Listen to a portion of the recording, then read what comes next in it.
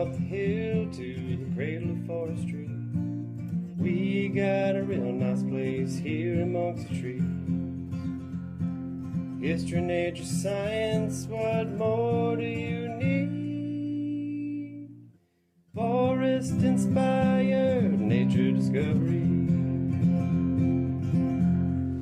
Huh, underwater wonder. I wonder what this is about. Hey there, Clay. Hey, Stephanie. What are you up to? Well, I was just taking a walk on the Forest Festival Trail here, and I came upon the sign. It seems to be telling me about life inside the pond here. Yeah, it's talking about aquatic macroinvertebrates. Aquatic what? Aquatic meaning water, macro meaning big, and invertebrate is animals without a backbone. So you're telling me that there are big critters with no backbone living in this pond? Well, big for bugs. Okay, well, can you tell me some more about it? Yeah, let's go take a peek in the pond.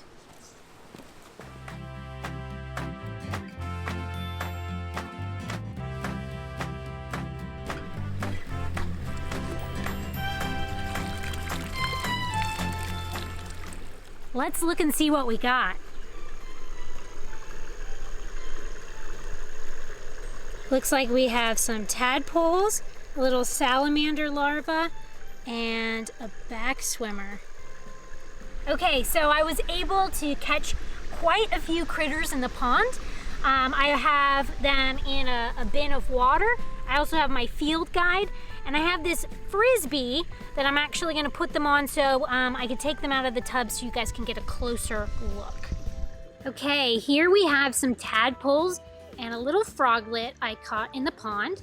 So we have two different sizes of tadpoles. I think they're from different species. This might be a bullfrog, the really large one. The smaller one might be a green frog or a wood frog. And then we have this froglet. So the big differences are that the tadpoles have internal gills so that they can breathe in the water. They don't have their arms or legs yet. They just have their big tail for getting around in the water. But our froglet, he has arms and legs and a teeny bit of a tail left, but he's looking more like a frog. So he's probably developed internal lungs so he can breathe the air, and he's about ready to go on land. Okay, here I found a salamander larva. They spend the first part of their life in the water, like the tadpoles, but they have arms and legs and a tail when they're born, and then he has external gills, those little feathers by his ears that he breathes in the water. Most salamanders are going to develop lungs and then head out onto land. Okay, I found two insects here that live in the water. We have a back swimmer. He has those neat back legs that help him swim, and next to him is a water scavenger beetle. Another insect, this is a dragonfly nymph. Believe it or not, this aquatic insect will become a dragonfly that we know and see around ponds all the time that fly. What's neat about this guy is that he is a predator. He eats other aquatic insects, and he can actually unhinge his jaw and pull it out and grab something and pull it back into his mouth. Hey Stephanie, tell them how they move around. Well, that's pretty cool. They actually shoot water out their booty to propel themselves forward. So cool.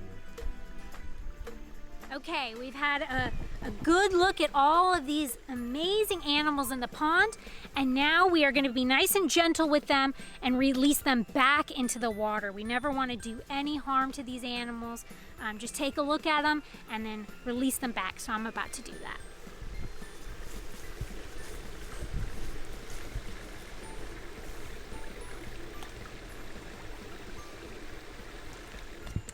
Now that you've seen me explore, now it's time for you to explore. Just head on down to your local stream or pond and see what's living there. Just make sure that you have an adult with you and that you're really respectful of the critters that are living there. Or you can come up to the cradle and we can show you around. Come on up.